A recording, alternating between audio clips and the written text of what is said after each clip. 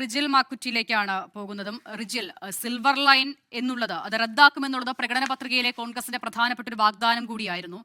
പക്ഷേ silver line ബദലായി RRTS മോഡലിൽ ഒരു മാതൃക മുന്നോട്ട് വെച്ച് കഴിഞ്ഞ സംസ്ഥാനമാണ് ഇതിനോടകം കേരളം. ഇന്നിപ്പോൾ മുഖ്യമന്ത്രി VD സതീശൻ ഇതിനെക്കുറിച്ച് പറയുമ്പോഴും സിൽവർ ലൈൻ എതിരല്ല, അത് ഏത് നിലയിൽ നടപ്പിലാക്കുമെന്നതിനെക്കുറിച്ച് ആലോചനയിലുണ്ട് എന്നും അദ്ദേഹം പറഞ്ഞിരുന്നു. പക്ഷേ കോൺഗ്രസിന്റെ പ്രധാനപ്പെട്ട വാഗ്ദാനങ്ങളിൽ ഒന്ന് എന്ന് ഞാൻ മുൻപ് തന്നെ പറഞ്ഞതുപോലെ സിൽവർ ലൈനുമായി ബന്ധപ്പെട്ട പ്രതിഷേധങ്ങളെ കണക്കിലെടുത്തുകൂടിയായിരുന്നു അത്. എന്തായാലും ആ തീരുമാനം ഇപ്പോൾ പ്രഖ്യാപിച്ചിരിക്കുന്നു ആദ്യത്തെ ദിവസങ്ങളിൽ തന്നെ. എങ്ങനെയാണ് പ്രാഥമികമായി ഈ തീരുമാനത്തെ നോക്കിക്കാണുന്നത്?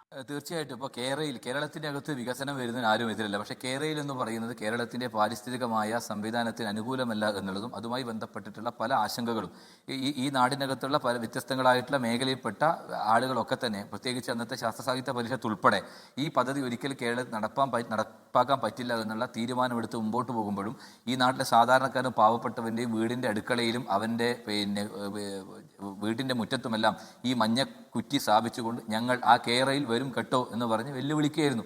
പക്ഷേ തീർച്ചയായും വലിയ രൂപത്തിൽ പ്രതിഷേധം കേരളത്തിലെമ്പാടും ഉണ്ടായിട്ടുണ്ട്. ആ പ്രതിഷേധത്തിൻ്റെ ഭാഗമായി അന്ന് യൂത്ത് കോൺഗ്രസിൻ്റെ സംസ്ഥാന ഉപാധ്യക്ഷനായിരുന്നു ഞങ്ങൾ ഒരു പ്രതിഷേധം, അന്നത്തെ മന്ത്രി ശ്രീ ഗോവിന്ദൻ പങ്കെടുത്ത ഒരു പരിപാടിയിൽ പ്രതിഷേധിക്കാൻ പോയ ഞങ്ങളെ അതിക്രൂരമായാണ് എന്നെ ഉൾപ്പെടെ അന്നത്തെ DYFIയുടെയും SFIയുടെയും നേതാക്കന്മാരെല്ലാം ആക്രമിച്ച് അതിക്രൂരമായി തല്ലിച്ചതച്ച് മുമ്പോട്ട് പോയി എന്നത് ഇന്ന് ഈ കേരയിൽ എന്ന് പറയുന്ന ആ ജനവിരുദ്ധ നയം നടപ്പാക്കിയപ്പോൾ ഏറെ സന്തോഷമുണ്ട്. തീർച്ചയായിട്ടും അത് കേരളത്തിലെമ്പാടും ഇപ്പോൾ കോൺഗ്രസോ UDF മാത്രമല്ല, കേരളത്തിലെ എല്ലാ വിഭാഗം ജനങ്ങളും വികസന വിരുദ്ധർ അന്ന് ഇവ ചാപ്പകുത്തുണ്ടെങ്കിൽ പോലും കേരളത്തിലെ ജനങ്ങൾ ഈ കേരളത്തിൻ്റെ പാരിസ്ഥിതികമായ സംവിധാനത്തിന് എതിരായിട്ടുള്ള പദ്ധതി നടപ്പാക്കാൻ പറ്റില്ല എന്ന് തീരുമാനിച്ച് ഉറപ്പിച്ചുകൊണ്ട് അവർ നടത്തിയ വലിയ പ്രതിഷേധം, വലിയ പോരാട്ടം, അതിൻ്റെ പേരിൽ ഒരുപാട് ത്യാഗങ്ങളും പ്രയാസങ്ങളും മർദ്ദനങ്ങളും എല്ലാം ഏറ്റുവാങ്ങേണ്ടി വന്നിട്ടും ഇച്ഛാശക്തിയോടെ കേരളം അതിനെ ചെറുത്ത് തോൽപ്പിക്കുകയായിരുന്നു ഉണ്ടായത്. തീർച്ചയായിട്ടും അതിനെതിരെയുള്ള പ്രതിഷേധം UDF എന്ന രൂപത്തിൽ അതിശക്തമായി ഞങ്ങളന്ന് ഉയർത്തിയിട്ടുണ്ട്. ഈ ഞങ്ങളുടെ പ്രകടന പത്രികയിൽ ആ കാര്യം പറഞ്ഞിട്ടുണ്ട്. തീർച്ചയായും രണ്ടാമത്തെ മന്ത്രിസഭാ യോഗം തീരുമാനപ്രകാരം ഇന്ന് ആ കേരയിൽ പദ്ധതി ഉപേക്ഷിക്കുകയാണ്, അത് നിർത്തുകയാണ് എന്നുള്ള